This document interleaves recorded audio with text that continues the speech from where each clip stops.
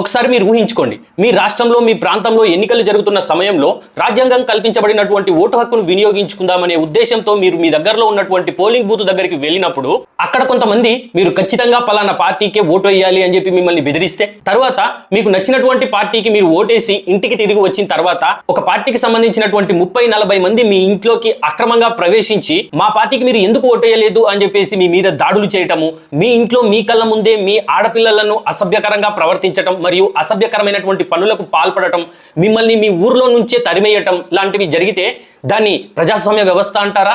అక్కడ రాజ్యాంగం ప్రకారం ప్రజలు తమ ఓటు హక్కును వినియోగించుకునే పరిస్థితి ఉంది అని చెప్పేసి మీరు భావిస్తున్నారా? ఆ ప్రాంతంలో మీకు నచ్చిన వారికి ఓటేసే హక్కు మీరు కలిగి ఉన్నారు అని మీరు భావిస్తున్నారా? పశ్చిమ బెంగాల్ రాష్ట్ర ప్రజలకు స్వతంత్ర దినోత్సవ శుభాకాంక్షలు. నేను ఈ మాట ఎందుకు అంటున్నానంటే, నా వీడియో స్టార్టింగ్ నుంచి నేను చెప్తున్నటువంటి మాటలు పశ్చిమ బెంగాల్లో ప్రజలు గత దశాబ్దాలుగా ఎదుర్కొంటున్నటువంటి సమస్యలు. 1947లో భారతదేశానికి స్వతంత్రం వచ్చింది. 1950లో రాజ్యాంగం, ప్రాథమిక హక్కులు, ఓటు హక్కులు అన్ని వచ్చాయి. భారతదేశంలో మిగిలిన రాష్ట్రాల్లో ఉన్నటువంటి ప్రజలు యథేచ్ఛగా, స్వేచ్ఛగా తమకు రాజ్యాంగం కల్పించబడినటువంటి వాక్ స్వాతంత్రాన్ని, ఓటు హక్కును వినియోగించుకుంటూ ప్రశాంతమైనటువంటి వాతావరణంలో జీవిస్తుంటే, కేవలం పశ్చిమ బెంగాల్ మాత్రమే 1945 నుంచి కూడా ఆన్ గ్రౌండ్ లో ఓటు హక్కు, స్వేచ్ఛ అనేది ఎలా ఉంటుంది అనేసి మొన్నటి వరకు కూడా తెలీదు అంటే ఆశ్చర్యం కాదు.